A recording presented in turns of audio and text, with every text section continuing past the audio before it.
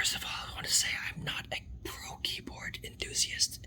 I'm just an amateur who's like into the hobby, and I want to talk about the keyboard I have right now, and I love it so much. Okay, but thanks, bye. Hi.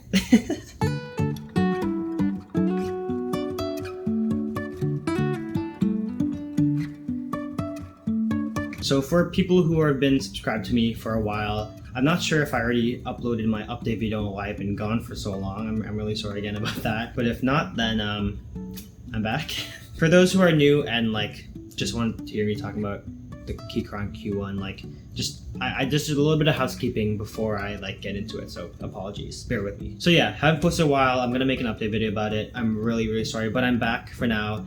A lot of things in my life have been going on, good things, but I've missed you guys. And I wanted to talk about a passion that I've just been like super into recently. And well, if you can tell by the title, I just got a keyboard I think I'll have for a while. I have had this YouTube channel for a while, and I'm a PC gamer, so like, you know, eventually down the line, a lot of PC gamers get super into keyboard. Like they get into keyboards to a certain extent, but then I got really into like the enthusiast keyboard, the custom keyboard hobby, which is pretty much separate from PC gaming as a whole. So I recently got the Keychron Q1. Oh my god, it's so heavy. I recently got the Keychron Q1, specifically the version 2 of the knob. It's not something I really talk about on this channel, but I just needed to make a video about it because it's something that brought me a lot of happiness recently, even though I just got it. One more time, I am a complete amateur. I've been interested in the keyboard, custom keyboard hobby for a long time and like on and off over the years, but recently like it's been about a year of me being really into it. But the extent of me being in the hobby was mainly just me watching a bunch of YouTube videos about it. Like when I get into like hobbies and interests, I get really into it for a long time, and then sometimes it fizzles out. But this one I don't think it will. I just watched a lot of YouTubers like Teha, like Glarsis, he's hilarious, Switch and Click, I love her, Hippio Tech, Hamaji Neo, Squashy Boy. Like these are just some of my favorite YouTubers. It's such a great community, and it's not even just like the hobby itself of tinkering with a keyboard, just the people are great, and everyone's so it's just like a, to me at least so far, it's been like a great positive community. You know, what kind of keyboards are so fun, like typing is fun, like the sounds of ASMR you get are fun, everything just fun about it, okay? So again, if you're new and you just want to hear me talking about it, that's basically like my perspective. Like I'm not a professional keyboard maker. Like if you wanted to watch that, literally go watch someone. I'm not reviewing this keyboard, I'm just talking about it from an amateur's perspective. So Q1, I got the gray version. It came with like the gray and yellow keycaps. Version 2 with a knob, and I got the Keychron G Pro red switches.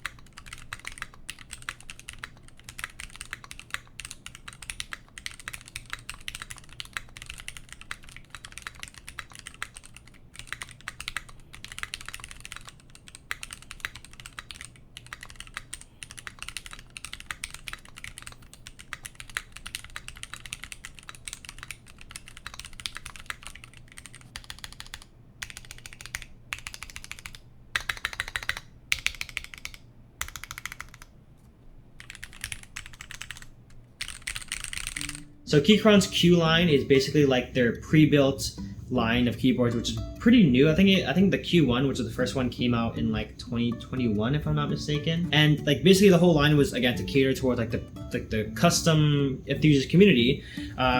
Which means like the way they build the keyboard, the way they mounted the keyboard is catered towards them. The switches are also pre-lubed. They add a bunch of tools to mod it, because like the biggest thing, like the thing with custom keyboards, obviously modding. So like they built it towards that in mind, like enthusiasts in mind. The Q1 obviously competed with the GMMK Pro, that was the first like pre-built custom, which sounds like a oxymoron, but you know what I mean, like the pre-built pro enthusiast keyboard on the market. It's kind of perfect for, again, like people like me who are into the hobby but, you know, are not super into it yet or don't have the time and money or commitment, spend their time to custom make their own keyboard from scratch and tune it which is great. And I definitely want to do that eventually. I just, I'm a student, I have a job, I'm still young, I don't have the money and resources yet. So I feel like a keyboard like this is perfect for people like me. The bare bones one is a little bit more like, not even advanced, like literally it just doesn't come with switches and keycaps, but it's only like $20 cheaper than the fully assembled version. So I would say just always get the fully assembled version, because even if you're gonna switch out the keycaps and key switches anyways, like it doesn't, you're just spending like $20 more. You have like everything already. If you like, let's say you're waiting on your switches to come, just $20 more and you already get like pretty good switches. So that's also part of the reason why this is like great for people like me. It comes with all like the cool things about this keyboard hobby, like lube switches. I think it's gasket mounted. Again, I'm probably speaking out of my butt here. It comes with a really freaking amazing, like heavy, amazing quality case.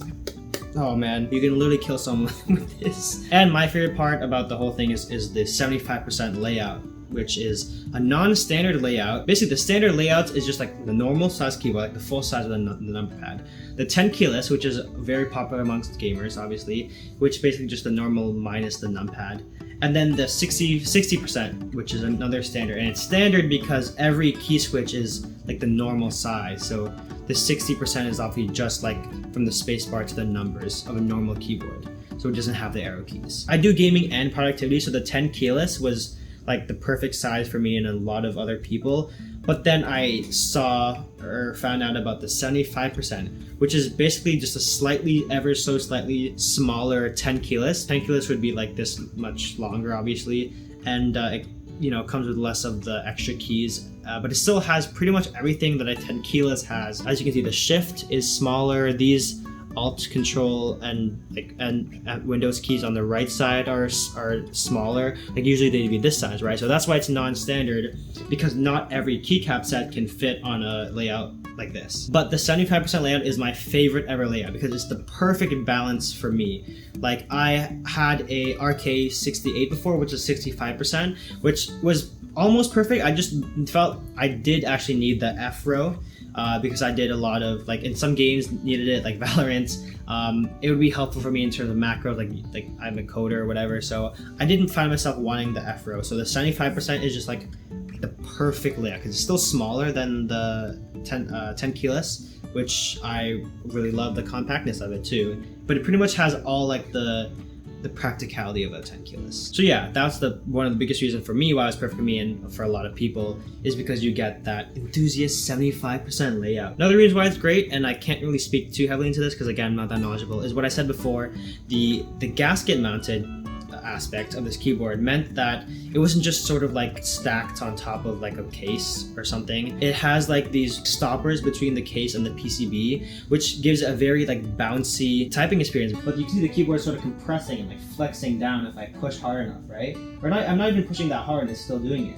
And what this does is it makes the actual feel, like the typing experience, feel very nice and bouncy and like not stiff at all. Which was what made the Q1 a lot better than the GMMK Pro, because the GMMK Pro felt very stiff to a lot of people according to reviews. And when they compared it to this just felt a lot better in terms of typing. Another thing, obviously I alluded to it before, but the fully assembled kit, you get everything. You just buy everything in one packet and you get it all. You get all these features that I'm about to talk about and I have talked about, which is perfect for lazy people like me or people who are just starting out because they want all those features, but they don't have the time or money, again, to build their own keyboard. So factory lube is kind of controversial. More often than not, it's going to be bad. Lubing switches yourself is going to take time, but it's worth it. It's miles better than factory lube. But honestly, again, beginner, amateur, don't have much time. It's adequate. Honestly, like it's good enough. I don't even really have frame of reference, to be honest, because on my RK68 I lubed Keychron browns, so I don't even have any these are reds, which are linears, and the browns are tactile switches. So obviously I wouldn't be able to, I can't tell if this is smooth or not in terms of a linear lube job because I don't have a frame of reference in terms of any other linear switches done like hand lubed. So to me, honestly, like I'm definitely probably gonna get Ashley lube. I'm gonna lube it myself and probably even get new switches. For now, like I'm just starting school, I don't have much time. I just wanted a keyboard for school. It feels fine to me. Like it feels really good. Again, no frame of reference, but yeah, I don't have any complaints whatsoever so far. Also, if you buy a keyboard like this, you get like the cool fancy stabilizers. I've heard a lot of mixed opinions about the stabilizers though. They don't feel great, to be honest. Again, no frame of reference, but I do understand some of the issues that people were having with the stabilizers, so I'll have to see if I also want to change those out later on, or like mod them, do like the holy mod and stuff. The stabilizers also come pre-lubed, like I opened it up and I checked it out. So a little side note here, the version 2 came with a lot of improvements over the version 1. So the first Q1 was kind of bad. Not really bad, but the sound signature was not great. It was pretty bad for the price. The good things about the Q1 was there, like what I talked about before, like the fact that it had the gasket mount and it felt really nice and bouncy to type on. But it was very, very pingy. Like the case ping was incredibly, like, it was really bad. It sounded hollow, like the typing, it sounded hollow and thin and just like not great at all. It sounded like you were literally typing inside a tin can. If you want proof, like again, I don't have the version 1, so but just watch, like, just look up Keychron Q1 version 1 stock typing test. You'll hear it. So in version 2, the one I have here, they added a knob. That wasn't really a fix, but they just added it, which I do use this a lot, and that was another big reason why I wanted to get this. I love knobs. So with the version 2, they tried to address a lot of the problems with like the first version. They added like 2 layers of case foam inside the case. They added sort of like some dampeners to the case is 2 parts, like there's a bottom and a top. So they added like some dampers in between them to sort of like stop the 2 parts like hitting each other when you're typing and making that reverberating case aluminum sound, which did help a lot. So the stock of the Q1 version 2 was not nearly as bad as version 1, but there's still a little bit of case ping. You could hear it, and it did sacrifice a little bit of the bounciness of the feel because they added that 2 layers of thick, well, not thick, but 2 layers of the case foam on the inside. It kind of like, it wasn't as bouncy and it didn't have as much flex as the version 1. So it was a little bit of a trade-off, but it did sound a lot better. But, big but, and it's a good but. A YouTuber called Keyboard, he basically popularized what was called the force break mod, which is super easy. All you have to do is open up the case, and on the bottom of the case, add 2 layers of masking tape around where the screw holes would be. So what I had to do is create a force break, if you will, to prevent the resonant force from traveling from the lower case onto the upper, creating that reverb that you hear. In order to do this, I used 2 layers of masking tape strategically placed around the screw points in the case. This will create a tiny micro gap between the lower and the upper, essentially containing the force in the lower case only to be absorbed by the dampener. Once you're done with this crucial step, this is what the lower case looks like now. So basically it would create a micro air gap between the top half and the bottom half of the aluminum case of the keyboard, which essentially eliminates the pinginess, because the top half and the bottom half aren't hitting each other, like 2 aluminum plates aren't hitting each other when you're typing, which causes, or like it's part of the reason of the case ping, and that masking tape air gap sort of acts as like a stopper, like a dampener. What's good about that is if you do the force break mod, I took off a layer of foam. Actually, my keyboard only came with 1 thin layer of foam, so I just left it there. Like previous versions of the version 2 had 2 layers, so mine only came with 1. So basically what I did was I did the force break mod. It's literally super easy. You can do it in like 10 minutes. And you don't have to fiddle with anything. I left the very thin layer of foam because it did help a little bit, and it made the sound sweetener better. And all my case ping that I did notice when I had the stock was gone. Like the force break mod is like magic. Like I'll link a couple of videos. I think I showed some videos right now of what it is and what it looks like. And again, you see how it's so easy and so simple, and it fixed pretty much all the sound problems that the Q1 has. Personally, I do like the poppier sound of keyboards versus like the deep thocks, but that's just preference. Like if you do want like a deeper sounding thock, you can add more foam or do the Tempest mod. I only have done on this keyboard the force break mod. I haven't done the Tempest mod yet, which I might do soon, because I know it does help too, and it's again very easy to do. So yeah, that's basically all I did to this keyboard. I got it, I put on new keycaps, I did the force break mod, and that's all the mods I've done. I might do more mods, like I'm probably gonna switch out the switches. I'll probably do the tape mod. I don't think I want to add any more foam because I do like how bouncy, and I do love the flex of the keyboard still, and how great it feels to type on. And speaking of keycaps, so these keycaps are from Antidote Studio. I'll link them in the description. They are these amazing Attack on Titan keycaps. It's amazing. Like, look at it. It's so cool. And Attack on Titan is my favorite anime, so I just thought it was the best of both worlds. Ignore like the gray and like it doesn't match, but the keycap color itself, look at that. It's so cool. Like the way it gradients from like yellow to like orange to brown. Oh, I love it.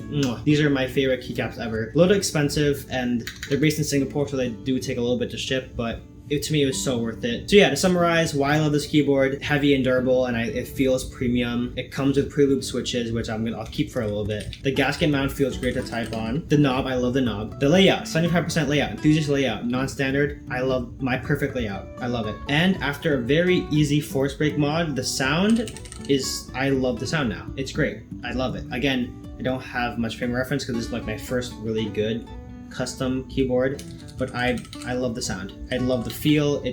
I love everything about this keyboard for all the reasons I've said. It's not wireless, but I really don't care. I don't even want a wireless keyboard, so if you want wireless, then you're not gonna get it with this, unfortunately. And I know a lot of you, my subscribers, aren't subscribed to me for this, but I hope this does reach some audience. It's just something that I really wanted to talk about and share with you guys. Like, I wasn't gonna do a whole setup video because my setup is literally the same as when I did my first setup video. You can see the whole thing right now. It's the same. It sucks. I hate my green desk. It's awful. I also have an Attack on Titan desk mat, which is so cool. It's a little bit low quality because I got it from like a bad website. The keycaps thankfully match the color scheme of the desk mat. Honestly, I don't think I'll ever get a new keyboard because, again, in terms of what I do, gaming and like I do editing, and I'm also in school for programming and computer science. It pretty much, the layout is perfect. I don't need the number pad, I don't need anything else. I did want the number row and the arrow keys though. And it has page up, page down, and home, which is, I don't know. This video is way too long. I hope you guys got something out of it.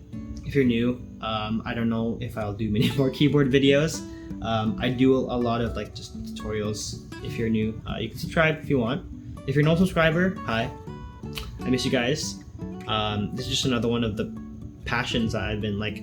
If you know me, I really get into stuff. I get into a lot of different stuff. This is what I'm into right now. Thank you guys so much for watching. I love you all. Yeah, Keychron Q1 baby.